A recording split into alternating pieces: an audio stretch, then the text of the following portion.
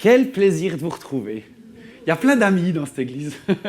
C'est un plaisir pour moi de venir ici régulièrement, de retrouver des visages que je connais, des visages souriants. On est super bien accueillis à l'accueil. Merci. Et puis, je constate avec joie qu'il y a plus de monde que la dernière fois. Ça me fait plaisir. Bravo, pasteur. C'est magnifique de voir une église qui grandit. C'est magnifique aussi, j'ai vu, vous étudiez l'Apocalypse. Ah, une église qui étudie l'Apocalypse. Quelle joie! Ah, yes! Ah, ça me fait plaisir. Vous savez pourquoi ça me fait plaisir? Hein? Ouais, j'aimerais bien, mais je me suis dit, zut, il faudrait que tu me donnes les enseignements, parce que moi, je vais écouter ça. Vous savez pourquoi ça me fait plaisir? Est-ce que vous savez pourquoi vous êtes sur Terre? Est-ce que vous avez demandé à Dieu, c'est quoi ma raison d'être ici? C'est quoi le mandat que tu m'as donné? C'est où que tu m'envoies? C'est quoi que je dois faire? Moi, j'ai demandé ça à Dieu plusieurs fois, parce que je m'ennuie dans la vie. La vie, c'est barbant. Ben alors, quand il y a des tas de gens quand les gens s'ennuient dans la vie, qu'est-ce qu'ils font? Ils font du sport, ils se divertissent, ils vont au concert machin, ils vont au match machin. C'est très bien, hein, c'est pas des choses qui sont mauvaises. Mais finalement, on se noie dans toutes sortes de divertissements parce que la vie n'a pas de sens. On vient, on mange, on boit, on se marie, on a des enfants et on part. Oui, je suis marié, j'ai 3 enfants, merci Seigneur. C'est magnifique. Mais il y a quelque chose qui manque. Alors, qu'est-ce qui manque? Alors, Seigneur, pourquoi je suis là? Pour annoncer le retour du Seigneur. Ça, c'est le mandat que le Seigneur m'a donné à moi. Mais peut-être qu'il l'a donné à d'autres que moi. Jésus revient. Je vous dis, Jésus revient. Et Jésus ne revient pas, excusez-moi, je vais être un petit peu audacieux. Vous permettez? Si dans 200 ans, vous venez me voir puis me dites « Régis, tu t'es trompé », je dirais « Oui, pas de problème ». Mais Jésus ne revient pas dans 200 ans. Jésus revient. On ne sait ni le jour ni l'heure, la Bible est claire. Mais Jésus revient, et il revient bientôt. Alors une église qui étudie les églises de l'Apocalypse, yes, ça me fait plaisir. Ça me fait plaisir. Ouh, ça me fait plaisir. Oui, l'Église avance, le royaume de Dieu avance, l'horloge du temps avance, l'horloge de Dieu avance. Et je travaille pour une mission qui vient en aide à l'Église qui est au front du royaume de Dieu, qui est sur tout devant, qui combat le royaume des ténèbres, qui veut détruire le royaume de Dieu. C'est l'Église qui est aujourd'hui persécutée. Elle est persécutée dans le monde entier. Et si vous ne l'avez pas remarqué, on est persécuté ici en Suisse aussi. Ça, on va en parler tout à l'heure aussi. Mais il y a des gens qui sont persécutés de façon violente, voire très violente. Et la mission ACP est née pour répondre à un cri de détresse qui venait de l'Église de l'Europe de l'Est, qui était encore sous emprise communiste, et qui a dit « On a besoin de votre aide.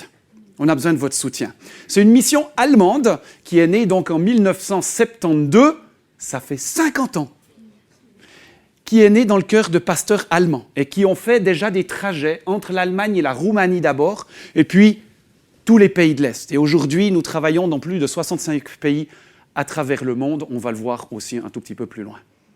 L'Église de notre Seigneur a besoin du soutien de ceux qui sont frères et sœurs de cette Église. Amen. On a besoin du soutien les uns des autres. On a besoin de se fortifier les uns les autres. J'avais entendu un chrétien qui vivait dans un pays où la persécution est violente, qui avait répondu à la question pourquoi l'Église tient. Elle disait parce que si nous on lâche, vous êtes les prochains. Donc ils tiennent ferme en pensant à nous. Pensons à eux. Voilà, la mission ACP, ça veut bien dire action pour les chrétiens persécutés et les personnes dans la détresse. Comme on l'a vu dans le film, on a 3 mandats, soutien à l'Église persécutée, aider les personnes dans la détresse, ce qu'on voit dans le film qu'on appelle les démunis, et faire connaître Jésus-Christ. Vous savez, on peut faire de l'humanitaire de 25 milliards de façons différentes, Qui a inventé l'humanitaire? C'est Moïse. Prends soin de la femme, de la veuve et de l'orphelin. D'accord? Puis ensuite, l'Église catholique. Vous vous rendez compte que l'Église catholique, elle a inventé l'humanitaire, avec toutes des sortes de petits endroits où elle prenait soin des gens, où elle intervenait. Aujourd'hui, ça reste encore l'Église catholique qui est à l'origine de je ne sais pas combien d'œuvres humanitaires à travers le monde entier. Et puis, gentiment, on a écarté un petit peu Dieu de tout ça, et on a fait de l'humanitaire humaniste. D'accord? L'humanitaire humaniste, c'est pas mauvais en soi, ça sauve des vies. C'est vrai ou pas? Ça sauve des vies. Donc c'est important. Et merci pour les grosses organisations humanitaires qui font un boulot que les petites organisations comme ACP, on ne peut pas faire. Mais il manque quelque chose. Qu'est-ce qui va changer la situation? Qu'est-ce qui va faire qu'une société qui tourne dans le cercle vicieux de la pauvreté et de la misère peut enfin sortir de ce cercle? Il faut une transformation de mentalité, il faut une transformation de façon de penser, mais il faut aussi la délivrance. Le lien, les malédictions, souvent de l'occultisme, qui soient brisées dans le nom de Jésus afin que la vie puisse revenir. Et ça peut se faire que par l'annonce et la prédication de l'Évangile. Et nous sommes engagés à travers le monde entier pour amener le message libérateur de Jésus. Et ce qui est assez intéressant, c'est de voir que ces trois mandats sont souvent extrêmement liés. Il n'existe pas d'église persécutée qui ne fasse pas de l'évangélisation. Ça n'existe pas. C'est impossible. Partout où l'Église est persécutée, bizarrement, l'Église grandit. Mais on va voir sous quelles conditions aussi. Il y a une belle carte du monde, vous voyez des pays en rouge foncé, c'est les pays donateurs, l'Allemagne, là où c'est né, puis l'Autriche et la Suisse. Et enfin, il y a deux pays qui sont venus se rajouter, donc l'Italie et la République tchèque, qui est passée de l'État, si on veut, de pays bénéficiaires à pays donateurs. Et ils font un travail absolument phénoménal dans une vingtaine de pays, si je ne me trompe pas. Et puis tous les pays en rouge un peu plus clair sont les pays qui sont bénéficiaires de l'action d'ACP. Ce n'est pas tout ACP Suisse qui gère, donc les pays sont répartis entre les différents pays donateurs, mais ACP Suisse, c'est 37 pays dans lesquels nous développons des projets. Et puis, juste pour l'information, moi je suis aussi pas seulement responsable de la communication en français pour la mission ACP, mais je gère aussi des projets en Afrique du Nord. Comme ça, vous savez un petit peu, j'ai eu l'occasion de visiter plusieurs des projets que nous partageons dans notre journal. Et puis, si vous avez des questions, vous pouvez me demander, je les connais assez bien. J'ai eu l'occasion de mettre les pieds dans les camps de réfugiés au Liban, en Syrie. J'ai visité plusieurs pays de l'Est, notamment avec l'Action Paquet de Noël. Il y en a qui sont venus avec moi. Et on est allé visiter les prisons en Bulgarie, on est allé rendre visite aux gens en Moldavie, leur donner des paquets directement dans leur foyer. Et puis, vous trouverez plus d'informations, on le publie 6 fois par an, c'est le journal ACP Actualité. Vous pouvez le recevoir gratuitement chez vous. On vous prend en voyage. C'est pas juste il se passe ça, il se passe ça, il se passe ça. C'est dans le journal, on vous prend en voyage avec nous pour vous faire. C'est pas un road movie, c'est un road journal, si vous voulez, pour que vous puissiez vous-même participer à l'action de Dieu sur le terrain. Voilà. J'ai appelé le message que j'ai envie de vous partager ce matin « La foire aux vanités ». Philippe, il avait beaucoup aimé un message que j'avais amené il y a quelques années où le titre c'était « J'aime les douches chaudes et alors ?» Alors je me suis dit, il faut que je retrouve un titre un peu amusant. Donc ça s'appelle cette fois « La foire aux vanités ». Ouh là là, mais il va nous parler de quoi? Super, on est content. Hein? Aïe, aïe, aïe, aïe. Ça vous fait penser à quoi, la foire aux vanités? Les séries télé Vanity Fair, non? Oh, pitié. Mais c'est le même genre. La foire aux vanités, ça, c'est un des livres les plus lus à travers le monde, c'est Le Voyage du pèlerin. D'accord? Et on va d'ailleurs y faire référence tout à l'heure. On vit dans un monde qui est quand même sérieusement secoué à l'heure actuelle. On est d'accord? Nous avons pourtant encore de la chance. Sous nos altitudes, voilà plusieurs décennies que nous n'avons pas eu de crise majeure. Pas de guerre, pas de guerre civile, pas de gros clash politiques, pas de famine, pas de pandémie. Pardon, j'avais presque oublié. Il faut quand même le dire, l'Occident a été plutôt préservé depuis la Deuxième Guerre mondiale, et tout n'a pas été rose, c'est vrai, il y a eu des scandales, il y a eu la crise du pétrole, il y a eu mai 68, il y a eu des guerres lointaines avec des soldats de chez nous, et puis quand même certaines difficultés. Mais comparé à d'autres, on pourrait se dire oh, tout va bien chez nous, n'est-ce pas? D'ailleurs, ça nous maintient un tout petit peu dans une sorte de sentiment qu'il ne peut rien nous arriver. C'est dangereux, non? On pourrait se poser des questions quand même sérieusement là-dessus. Les choses, pourtant, ont tendance à changer. Et un tournant majeur, c'est le 11 septembre 2001. Il n'y a plus de certitude quant à l'avenir. Les marchés financiers se sont affolés depuis. Les investisseurs n'investissent plus pour 20 ans, comme on le faisait avant et comme on nous enseignait ça encore à l'université. Si tu veux investir en bourse, t'en prends pour 20 ans. Parce que dans 20 ans, tu as plus de chances que ton investissement il a pris de la valeur. Mais aujourd'hui, avec l'incertitude croissante, on n'investit plus pour longtemps, on spécule sur des variations du marché. Les événements s'accélèrent, il y a plus de guerres, plus de soulèvements, des soulèvements qui nous touchent plus ou moins directement, plus de crises politiques, de crises économiques et des crises sanitaires. On l'a tous vécu, on ne peut plus dire « c'est pour les autres ». Ça nous a secoués.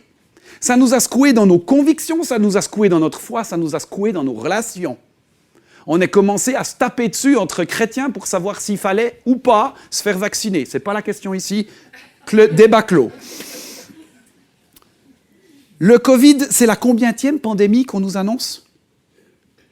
Grippe aviaire, grippe porcine, maintenant Covid, puis après on a encore la smallpox, la monkeypox. Comment est-ce qu'on appelle ça en français? La variole du singe. Et puis il y en aura d'autres, on va nous en annoncer d'autres. À peine le Covid est-il affaibli, en tout cas temporairement, qu'une nouvelle crise démarre avec la guerre en Ukraine. Mais c'est pas fini, ouais. C'est bon, on a une autre dose. Des réfugiés par centaines, par milliers débarquent dans nos régions. À côté de chez nous, on est directement touchés, n'est-ce pas? Probablement que vous connaissez vous-même des réfugiés ukrainiens. Toutes ces choses, pourtant, étaient annoncées. Pas nécessairement dans le détail, mais il s'agit, pour l'Église, de ne pas s'inquiéter outre mesure de ces choses qui arrivent. Luc 21, versets 8 à 11. Jésus répondit « Faites attention à ne pas vous laisser égarer. En effet, beaucoup viendront en mon nom en disant « C'est moi » et « Le moment est arrivé ». Ne les suivez donc pas. Quand vous entendrez parler de guerre, de soulèvement, ne vous laissez pas effrayer. Je répète, ne vous laissez pas effrayer.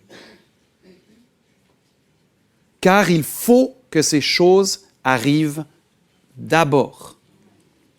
Cependant, ce ne sera pas encore la fin. Puis il leur dit, une nation se dressera contre une nation et un royaume contre un royaume. Il y aura de grands tremblements de terre en divers endroits, tiens, l'Afghanistan, ainsi que des pestes, tiens, le Covid, et des famines, tiens, cet été, sur quoi ça va déboucher. Il y aura des phénomènes terrifiants, tiens, le Pakistan. Si on n'est pas au courant, un tiers du Pakistan est sous l'eau à cause des pluies de la mousson. Et de grands signes dans le ciel. Ces choses sont annoncées. Quelle place, dans toutes ces catastrophes, je vais laisser à Dieu? Nous avons tous traversé la crise Covid avec plus ou moins de difficultés, de peur, de conflits, avec des amis peut-être, mais quelle place ai-je laissé à Dieu dans cette crise qui vient de se, peut-être, espérons-le, terminer? Où ai-je placé ma confiance? Est-ce que j'ai demandé l'avis de Dieu, l'aide de Dieu? Est-ce que j'ai paniqué comme un fou? Ou est-ce que j'ai placé ma confiance dans le Seigneur? Placer sa confiance dans le Seigneur, ça n'empêche pas, pour ceux qui l'ont fait, de faire un vaccin. Attention, il faut pas mal me comprendre. faut pas mal me comprendre. Il n'y a pas de jugement là-dessus. Mais ma confiance, elle est d'abord en Dieu. D'accord ? Et il y a des gens qui ont placé leur confiance en Dieu complètement et qui ont chopé la maladie et qui ont fini à l'hôpital. Ce n'est pas le problème. Ce n'est pas la question. Ma vie, elle est en Dieu. Ma confiance, elle est en Dieu. Et c'est Dieu qui est maître de ma vie. Il est souverain. Si je dois partir demain, est-ce que je suis prêt ? Est-ce que je connais mon Dieu ? Est-ce que j'ai placé ma confiance en lui ? N'avons-nous pas, en tant qu'Église d'Occident, perdu un peu l'habitude de nous appuyer sur Dieu et en tout ? Luc 21, on continue un petit peu, versets 12 à 19. Mais avant tout cela, avant toutes ces crises, on mettra la main sur vous et l'on vous persécutera. On vous livrera aux synagogues, on vous jettera en prison, on vous traînera devant les rois et devant les gouverneurs à cause de mon nom. Cela vous donnera, tiens, petit message d'espoir, une occasion de témoignage. Comme je disais tout à l'heure, il n'existe pas d'église persécutée qui n'évangélise pas. Mettez-vous donc dans l'esprit de ne pas préparer votre défense. Tiens, c'est bizarre ça. Pas se préparer ? Il y a des crises, on ne se prépare pas ? Non, faites confiance à Dieu. Car je vous donnerai des paroles et une sagesse telle qu'aucun de vos adversaires ne pourra s'y opposer ni les contredire. Moi, ça va les énerver grave. Vous serez trahis même par vos parents, par vos frères, par vos proches et par vos amis, et l'on fera mourir plusieurs d'entre vous. C'est dans la Bible, hein. Vous serez détestés de tous à cause de mon nom. Bon, c'est bien, vous étudiez les livres de l'Apocalypse, donc ce n'est pas nouveau pour vous. La parole de Dieu, elle en parle. Hein. Pas un seul, et pourtant ça c'est une belle promesse, hein, pas un seul de vos cheveux, des cheveux de votre tête ne sera perdu. Par votre persévérance, vous sauverez votre âme. T'es pas encourageant ce matin, hein? C'est pourtant intéressant parce que le texte commence par « avant tout cela ». Donc avant les crises, les famines, la guerre. Comment ça, avant ? Ah oui, ça fait 2000 ans que l'Église elle est persécutée. Ça fait 2000 ans que les chrétiens sont pourchassés, assassinés. Ça fait 2000 ans que les disciples de Christ vivent ce que Christ lui-même a vécu. S'ils ont pourchassé le Maître, pourquoi ils ne le feront pas à ses disciples ? Il y a encore quelques années, quand j'ai commencé à travailler pour ACP, on parlait de 100 millions de chrétiens persécutés à travers le monde. Et je travaille pour ACP depuis 9 ans. Aujourd'hui, on parle de 360 millions. C'est une réalité qui reste encore un petit peu abstraite pour nous. On entend des témoignages. On lit des articles de chrétiens jetés en prison, battus, tués. Nous sommes bouleversés par des histoires touchantes et souvent glorieuses de serviteurs fidèles comme le pasteur B qui vient de nous quitter.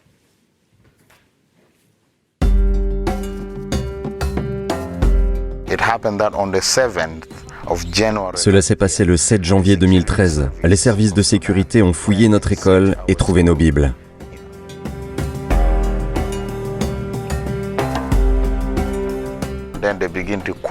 Ils ont demandé pourquoi nous avions des Bibles dans cette école et pas de Coran. La directrice de l'école, Cecilia, a été arrêtée et interrogée. Le lendemain, ils m'ont appelé. J'y suis allé et j'ai été arrêté immédiatement. Ils ont dit qu'ils me connaissaient, que je voulais convertir des musulmans au christianisme. Pendant 13 jours, j'ai été détenu dans une prison du quartier général de l'armée. C'est une prison souterraine. Il n'y a pas de lit, pas de matelas. La nuit, ils ont allumé la climatisation. Il faisait très froid. Ensuite, ils m'ont fait sortir et m'ont interrogé à plusieurs reprises. S'ils n'étaient pas satisfaits de mes réponses, ils me frappaient encore et encore, jour et nuit. La peur et la confusion régnaient en moi. Je ne savais pas ce qui allait se passer ensuite. Jour après jour, cela a continué. Puis ils ont menacé de mettre fin à ma vie si je ne revenais pas à l'islam. Parce que l'islam est une religion de paix et d'amour. Lorsque j'ai exposé ma vision de Dieu, l'un d'eux s'est emporté, m'a saisi par la nuque et m'a frappé la tête contre le mur tellement de fois que tout est devenu noir. Je ne voyais plus rien. Le jour suivant, ils m'ont emmené dans une salle de torture. Dans cette pièce, j'ai dû assister à la torture d'autres personnes. Un homme s'est fait arracher les ongles des mains. De devoir voir cela m'a fait mal. Peu de temps après, les forces de sécurité sont arrivées et m'ont emmené à l'extérieur pour un nouvel interrogatoire. J'étais si fatigué que je n'ai fait que dire « Seigneur, laisse-moi mourir ». Puis j'ai été emmené dans le couloir de la mort. Nous étions 3. Ils nous ont menottés et nous ont mis un tissu noir sur la tête. Ils ont placé l'un des hommes dans un coin, l'autre au milieu de la pièce et moi contre le mur opposé. Ils ont d'abord abattu l'un des hommes, puis l'autre. J'étais le suivant. Le moment le plus difficile de ma vie a été d'attendre d'être abattu. Mon estomac tremblait, je transpirais, je n'arrivais plus à réfléchir. J'ai attendu, mais les gens sont sortis. Et je suis resté là, à prier et à prier. J'étais prêt à mourir. Ils sont revenus quelques heures plus tard et m'ont ramené dans ma cellule.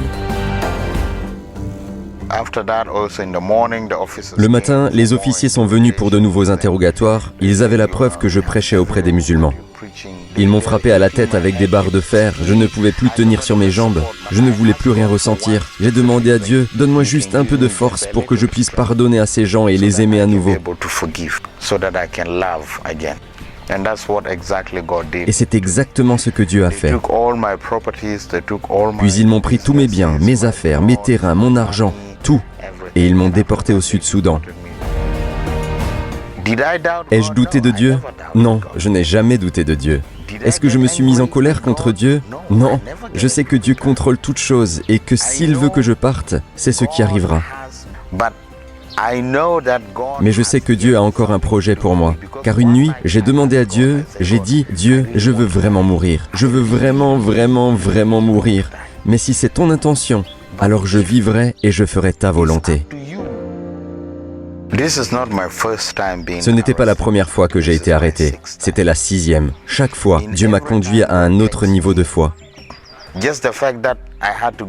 Le fait que je doive passer par la douleur, la peur et tout le processus d'interrogatoire est très difficile. Chaque fois qu'ils viennent te chercher, tu ne sais pas ce qui va se passer. Tout le monde est contre toi.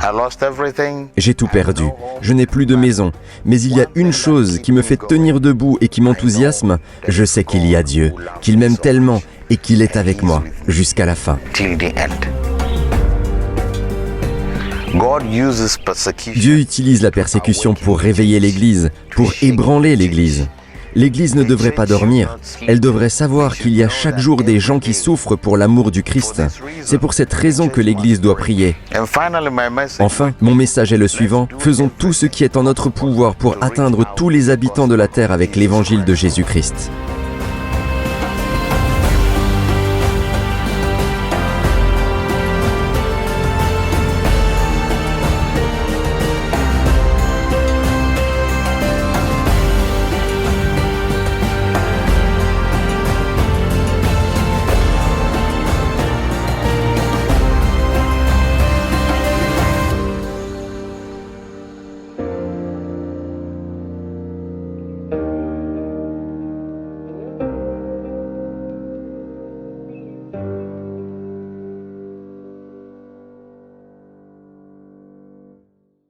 Si ce témoignage est prenant, pour moi c'est aussi difficile parce que c'est un ami.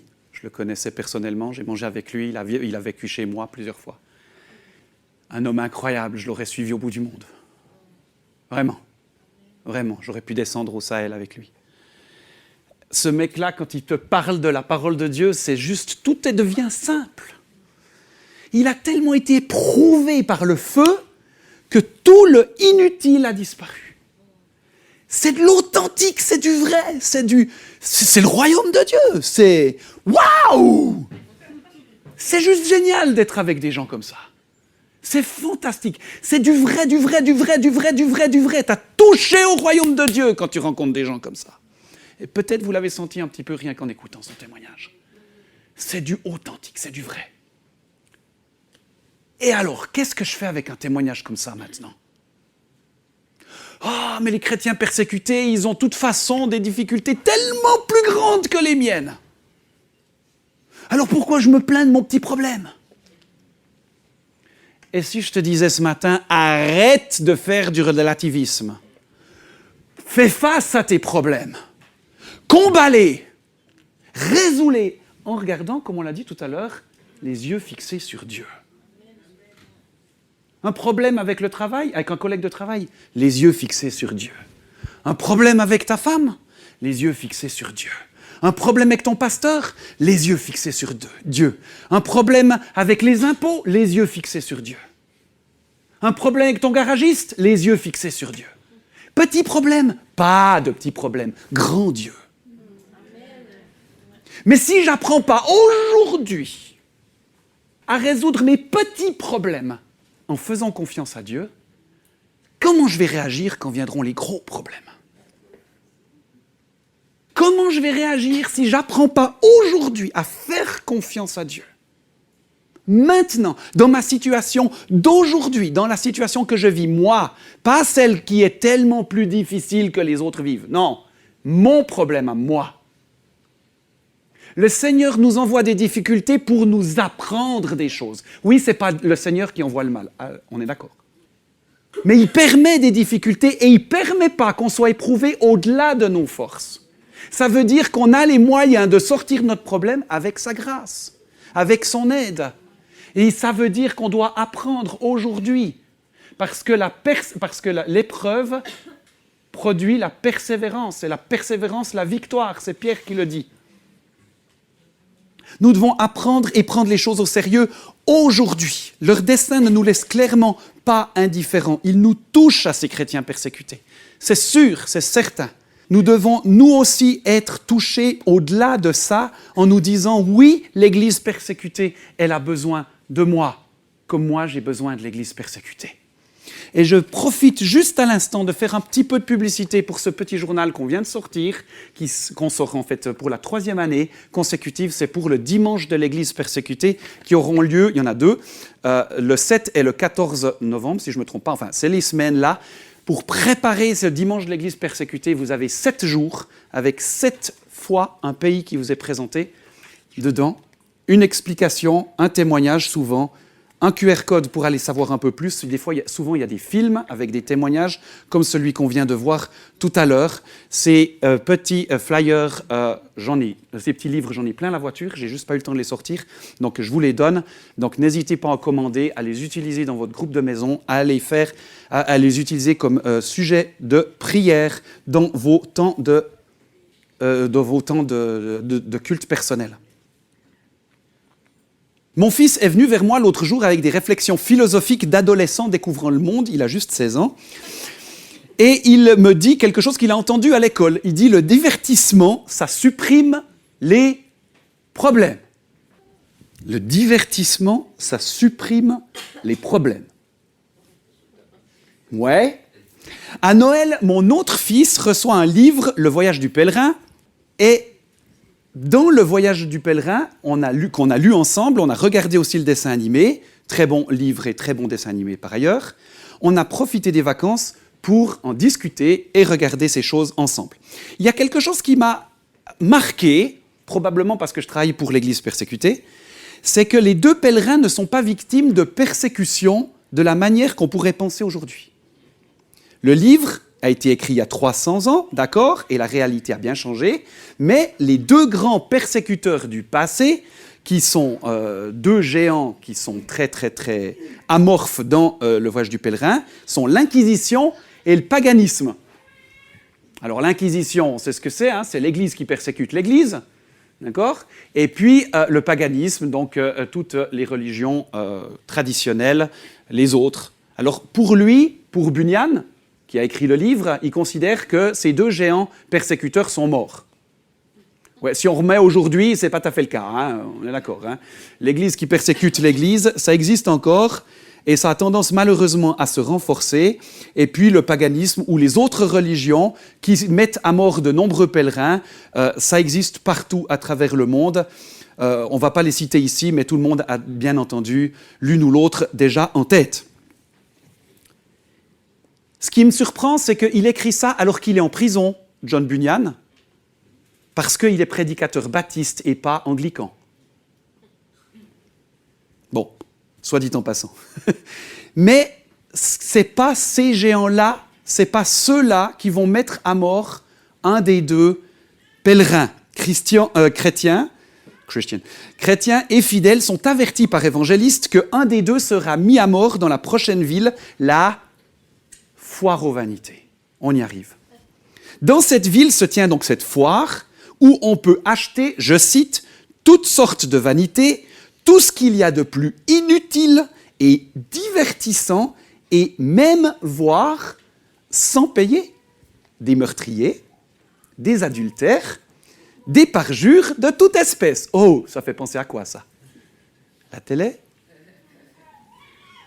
Enfin bon, ne voulant pas participer à la foire, mais ils doivent malgré tout la traverser, les marchands et les festoyeurs prennent plaisir à prendre les chrétiens, les pèlerins à partie, en voulant les forcer à participer, ce qu'ils refusent catégoriquement, et c'est là que tout dégénère. Fidèle sera mis à mort par le tribunal local pour avoir perturbé la foire, oui, parce qu'il n'a pas voulu acheter la bière d'à côté, puis déclaré ennemi du maître de la ville et de la foire, et le maître s'appelle Belzébul. Tiens, comme c'est intéressant.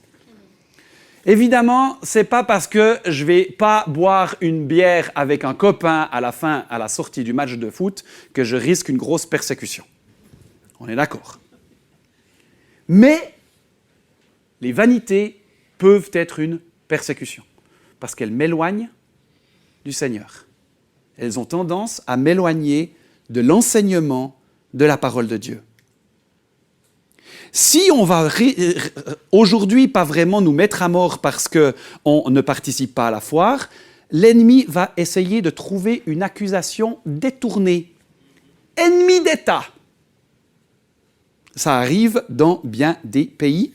Quand j'ai visité le Colisée à Rome, quand j'ai visité le Colisée à Rome, la guide m'a affirmé qu'aucun chrétien n'avait été mis à mort là-dedans. Je dis, mais elle se moque de moi, c'est pas possible quand même. Et elle m'a simplement expliqué que ceux qui avaient été mis à mort, c'était les gens qui avaient refusé de faire des sacrifices aux autres dieux. Ouais, parce qu'ils étaient chrétiens en fait. Et donc, comme ils refusaient de faire des sacrifices aux autres dieux, ils pouvaient attirer la colère des dieux sur Rome, et donc ils étaient ennemis d'État. Vous savez, ça existe encore aujourd'hui, cette histoire-là, notamment dans certains pays du Moyen-Orient, mais où les chrétiens, parce qu'ils annoncent un autre message, une autre religion que la religion d'État, ils sont considérés comme ennemis d'État, ils sont mis en prison et parfois ils sont assassinés. Oui, c'est une réalité aujourd'hui. Bunyan nous parle donc quand même d'une persécution qui peut dégénérer, une persécution qui peut nous éloigner de Dieu. Sous communisme, plusieurs chrétiens sont venus témoigner en Europe occidentale de la réalité de la persécution derrière le rideau de fer, mais certains sont très vite repartis chez vous en disant « On perd le feu chez vous, comment vous faites pour être chrétien ?» Les diversements multiples, les nombreuses activités proposées, les loisirs ou même les engagements sociaux, tout ce qu'il y a de plus respectable peut nous voler notre intimité avec Dieu. Occupés de tous côtés, on oublie de passer du temps avec celui qui nous a aimés. La télévision, par exemple, peut nous entraîner très loin de la sainte doctrine, avec son lot de propagande progressiste, parfois à des années-lumière de l'enseignement biblique, et progressivement, on se met même à changer notre façon de lire la Bible. Soyons donc prudents. Certes, il y a des choses qui sont très bonnes, notamment avec certains divertissements. Le sport nous maintient en forme et nous permet de côtoyer d'autres personnes que des chrétiens. C'est mon cas, je fais du hockey, je suis entraîneur de hockey, et c'est la manière que le Seigneur m'a donnée pour être en contact avec des personnes qui ne sont pas dans l'Église. Je suis engagé dans l'Église, je travaille dans la mission, je suis tout le temps entouré de chrétiens. Je fais comment pour toucher le monde? Donc c'est une occasion de rencontrer des gens du dehors. Et comme mon fils le disait, ou presque, il peut même aider à régler certains problèmes. Je vous raconte l'histoire. Je devais faire une petite interview dans l'église pour des missionnaires qui revenaient de mission. Et puis, dans mon dos, une des 3 missionnaires qui revenaient, elle a appelé les 2 autres et elle a tout changé sans demander l'avis du pasteur, sans demander l'avis du président, pour dire que finalement, il ne fallait pas faire cette interview. Moi, j'avais tout préparé, tout comme ça. Et puis, elle m'appelle en dernier moment pour me dire que finalement, l'interview ne se fera pas le lendemain. Mais attends, t'es qui, toi? Et ça m'a énervé au plus profond de moi. J'étais, mais celle-là, elle débarque, elle fait tout dans le dos de tout le monde, elle demande l'autorisation, personne. Puis tu sais, moi, je suis un peu sanguin quand même. À l'intérieur, ça gonfle, quoi. Puis ce soir-là, j'avais un match de hockey. Alors, je suis allé à mon match de hockey. Entre le moment où je suis entré dans la patinoire et le moment où je suis sorti de la patinoire, il s'est passé environ 2h30. Pendant ces 2h30, moi, j'ai pensé hockey. J'ai plus pensé missionnaire malhonnête. Donc pendant 2h30, j'ai plus nourri mon amertume. En ressortant de la patinoire, ça m'est retombé dessus. Bam! Puis je me suis dit, ah, mais attends. C'est plus aussi lourd qu'avant, là. Comme je ne l'avais pas nourrie, elle a perdu de sa force. Et j'ai pu la remettre à Dieu. Toute cette amertume, j'ai pu la remettre à Dieu. Et ça m'a permis de déposer. Donc non, les divertissements ne sont pas mauvais. Mais il faut les utiliser à bon escient. On est d'accord? Et toujours compter sur Dieu. Parce que c'est Dieu qui finalement me permet de me libérer de mon amertume. Ce n'est pas le divertissement. On est d'accord? À vouloir faire du relativisme, j'ai dit tout à l'heure, on a tendance à se dire que moi, je ne devrais pas gérer mes problèmes, parce que mes problèmes, finalement, ce n'est pas des problèmes. Mais si, je dois quand même les gérer. On l'a vu. Le Seigneur nous invite aujourd'hui, sur la base de ce qu'on a vu sur le témoignage de notre frère ici au Sud-Soudan, et à ce qu'on vient de parler, donc des difficultés qu'on a vues tout au début, qui s'annoncent toujours plus sévères avec les temps qui viennent, à apprendre des chrétiens persécutés comment affronter nos problèmes, comment les gérer en plaçant notre confiance en Dieu, et comme l'a dit le pasteur B, ne jamais douter qu'il est là, ne jamais douter qu'il est avec nous. Parce que comme il le dit lui-même, 1 Pierre 5, 7, déchargez-vous sur lui de tous vos soucis, car lui-même prend soin de vous. J'aime bien ce lui-même. Il ne délègue pas à un ange, il ne délègue pas au pasteur, il ne délègue pas à ta femme. Non, lui-même prend soin de nous. Quelle grâce merveilleuse. Le roi des rois, le Seigneur des seigneurs, prend soin de moi. D'accord ? Le texte de tout à l'heure nous rappelle que même devant les tribunaux, Dieu nous donnera même les réponses pour notre défense. Le verset 28 nous parle d'espérance. Quand ces événements commenceront à se produire, redressez-vous et relevez la tête, car votre délivrance approche. Oui, le Seigneur revient bientôt. Amen. Et la suite, faites bien attention à vous-même, de peur que votre cœur ne devienne insensible au milieu des excès du manger et du boire, de la foire aux vanités, des soucis de la vie, et que ce jour ne fonde sur vous à l'improviste. En effet, il s'abattra comme un piège sur tous les habitants de la terre. Il y a un piège. La foire aux vanités est un piège, et on doit tous passer au travers. C'est quelque chose que nous devons affronter. Restez donc en éveil, priez en tout temps afin d'avoir la force d'échapper à tous ces événements à venir et de vous présenter debout devant le Fils de l'homme. Utilisons nos crises, utilisons nos problèmes que nous traversons actuellement pour nous rapprocher de Dieu, pour le connaître toujours mieux, pour le saisir pour soi-même, pour l'aimer davantage, pour nous coller à son cœur et apprendre à lui faire confiance. Il sait ce qu'il fait et il sait comment il le fait, comme nous l'avons vu tout au long de ce message. Travaillons à notre salut, veillons afin de ne pas tomber en tentation et de ne pas nous éloigner du chemin de la vérité et de la vie. Il est notre solution. Enfin, devant tous nos défis, quels qu'ils soient, n'oublions jamais que Matthieu 28, verset 20, « Et moi, je suis avec vous tous les jours, jusqu'à la fin du monde. » C'est sur cette parole que je vais vous laisser, encore avec un dernier petit film qui nous vient d'Inde, rempli d'espoir là aussi. Que le Seigneur vous bénisse.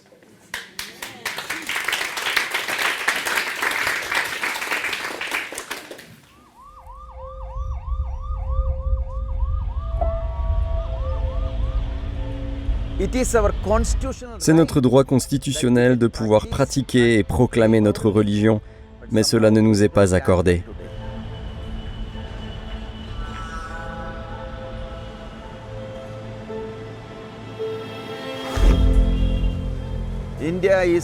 L'Inde se trouve désormais à la 10e place de l'index mondial de persécution et elle est en train de remonter dans le classement. Ce grand changement est intervenu au cours des 10 à 15 dernières années. La liberté de religion est de plus en plus restreinte. La persécution n'est pas nouvelle en Inde. Elle a toujours existé. Mais avec le soutien du gouvernement et de la politique, elle est désormais inscrite à l'agenda national.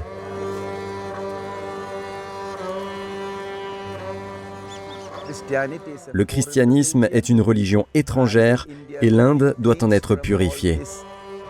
La raison de la persécution est cette nouvelle idéologie hindoue, le rêve de faire de ce pays une nation hindoue.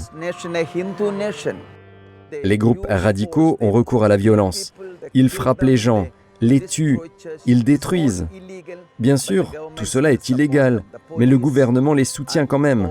La police et le système judiciaire les soutiennent, ce qui est contraire à notre constitution.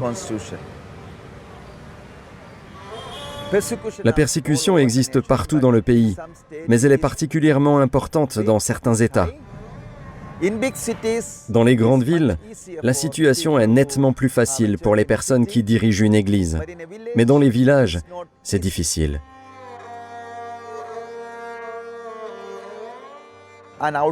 Qu'une personne extérieure y prêche, c'est impossible aujourd'hui.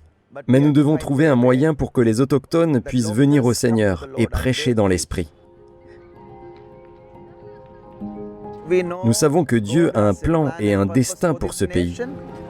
Alors que la persécution augmente, nous voyons que les églises grandissent partout. Et nous voyons que là où la persécution s'intensifie, des centaines et des centaines viennent au Seigneur. Lorsque ces nouveaux croyants font l'expérience de la paix et du bonheur que le Seigneur peut leur donner, ils prêchent l'Évangile avec une vraie passion. Les persécutions peuvent détruire un bâtiment d'église, mais elles ne peuvent pas détruire la véritable Église, le corps du Christ. Nous croyons qu'un grand réveil est en train de se produire dans ce pays. Beaucoup de gens seront sauvés.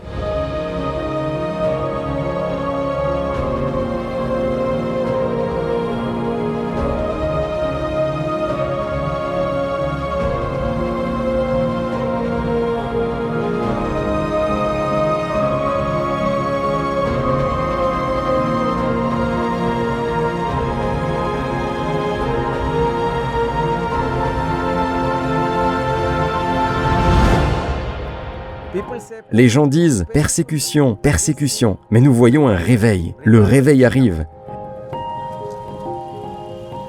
C'est ça l'avenir de cette nation.